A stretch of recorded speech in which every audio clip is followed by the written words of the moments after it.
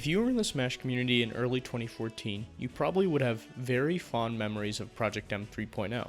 It was this fun-to-play, new, community-made game coming out at a time where Smash wasn't doing so hot. From being played by almost every Smash player across the aisle to being streamed at every major tournament, it was impossible to avoid the game. However, while this was the golden era of visibility, the game was also one of the first large-scale attempts at character balance and design in Smash Bros. Because of this, it was far from perfect and featured some of the strongest Smash characters of all time. Let's talk about the Big Four in the Project M 3.0 meta. Lucas was arguably the coolest spectator character of the Big Four. A quick semi-fast faller with double jump canceling, a disjointed shine, and combos that could kill you as early as 60%. If that sounds strong to you, it's because it is. Lucas' side B was PK Freeze, a projectile that covered a horizontal vector and served as a low-lag tool that allowed him to set up his oppressive neutral.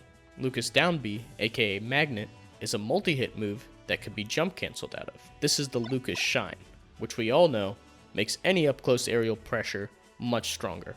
A late aerial into Magnet was usually very safe on shield.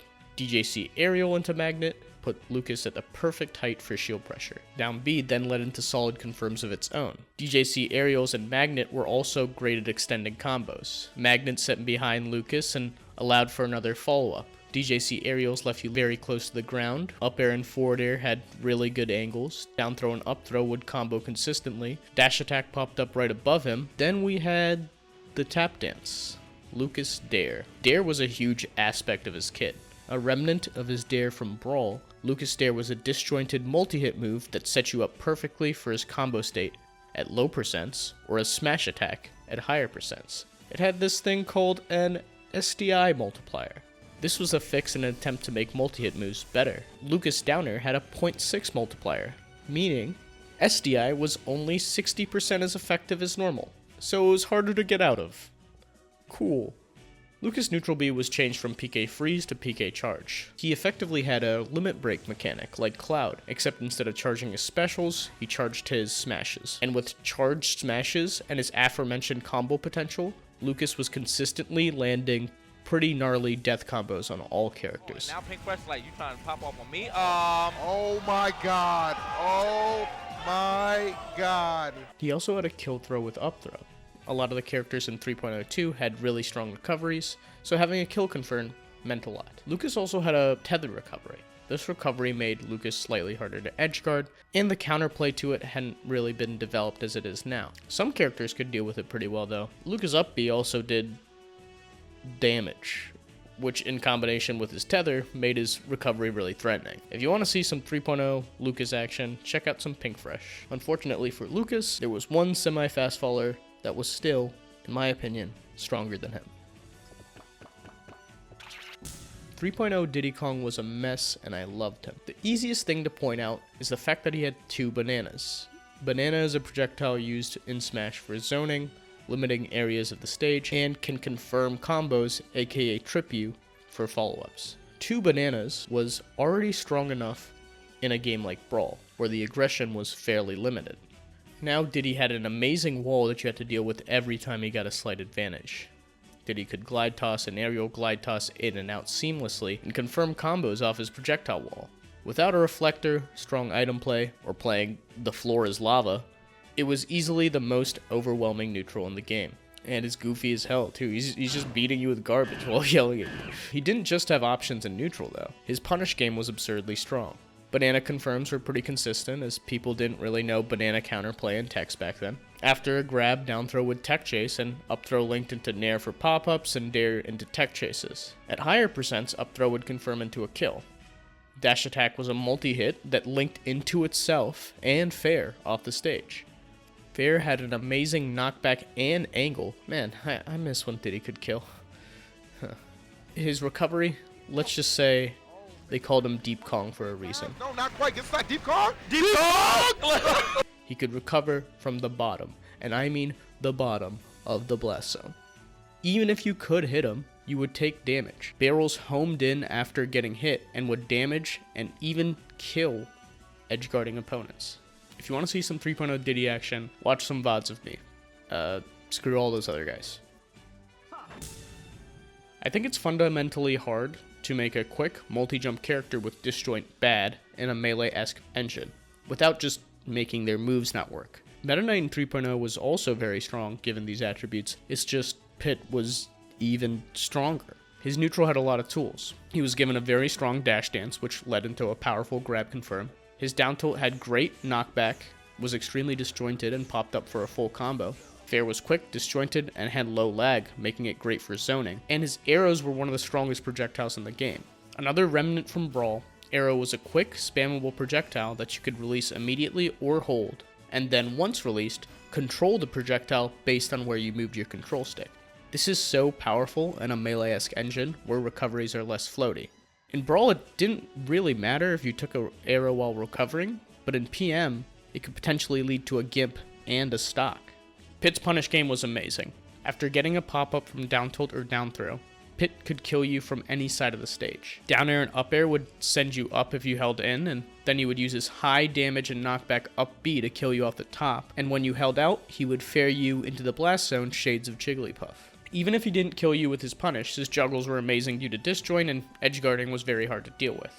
Arrows probably had the most utility of any projectile in Smash, as you could angle it to catch even the trickiest of recovery mix-ups. And you weren't edgeguarding him consistently either. Glide and multi-jumps would allow for safe and easy travel back to the stage. If you want to see some 3.0 Pit, I recommend checking out some Armada. Can't forget about the King, though. 3.0 Mewtwo is memed beyond oblivion, but he was so strong. Mewtwo's giant tail, that got in the way more often than not in Melee, was not a constant hurtbox in neutral, allowing it to be used primarily as a footsies tool. Its length was also increased. You thought Marth up tilt was good? Try this. It covers the whole platform. Like, what the hell? All of his aerials were buffed, which alone wouldn't have done much, but they added two neat little tools, Hover and Teleport. Hover was an omnidirectional movement mechanic that allows Mewtwo to mix up every aspect of his game, complete with hover canceling, think 2D Peach Float. Teleport was buffed from Melee to allow him to act out of it, and could travel through solid parts of the stage, which made it extremely easy to edgehog from close to center of the stage. And because he could act out of teleport, and the only condition was not being able to teleport again, he could hover. This means Mewtwo could teleport, hover cancel some safe pressure, and then be either on you for a mix-up or far enough that he could poke from mid-screen away. Mewtwo's punish game was up there with the other characters we've discussed. His combo game from Melee was given an incredible buff from his tail increase and hover cancel up airs and up tilts provided incredible sharking and combo extension, fair strings from Melee carried over, then teleport and hover extended every single aerial string, making DI out a must. Mewtwo could do dirty combos with hover strings. He also had a kill throw, so neat. Tools that existed in Melee received incredibly strong buffs, such as side B confusion and down B disable. Down B now worked regardless of the direction your opponent was facing, and side B was buffed into a much larger grab that correctly reflected projectiles. Quite enough. Mewtwo's recovery was near on-edge guardable. Yeah, it's just really hard to hit somebody with two omnidirectional recovery resources. If recoveries weren't incredibly strong this patch, Mewtwo would have been able to dominate offstage as he does in P+. However, his edge guarding came through less due to the strength of other recoveries.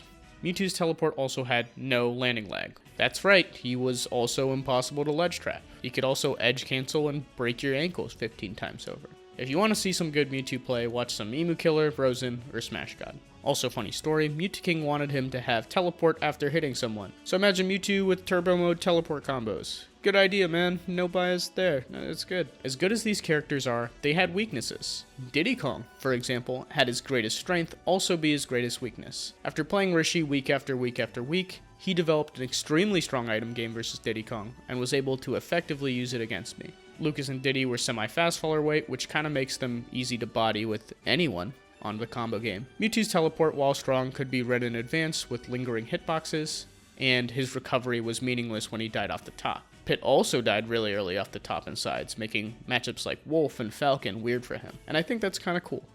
All that said, the nerfs that came for these characters were quick and deserved.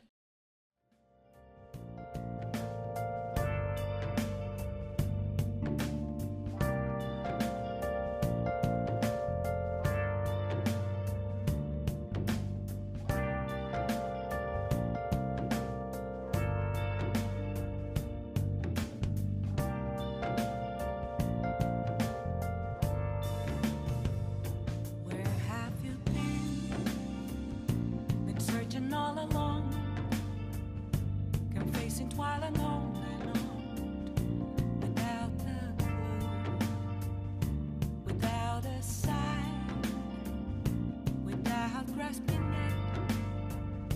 The real question. I do think this was an extremely fun version. Without this version, more balanced versions of Project M couldn't have existed. We wouldn't have known the upper limits of competitive Smash Bros. And quite frankly, most versions of competitive Smash are broken. We just all happen to love and enjoy this broken mess because we made and participated in it. I'm a sharpshooter. What else should I be? Please don't take off my mask, revealing dark.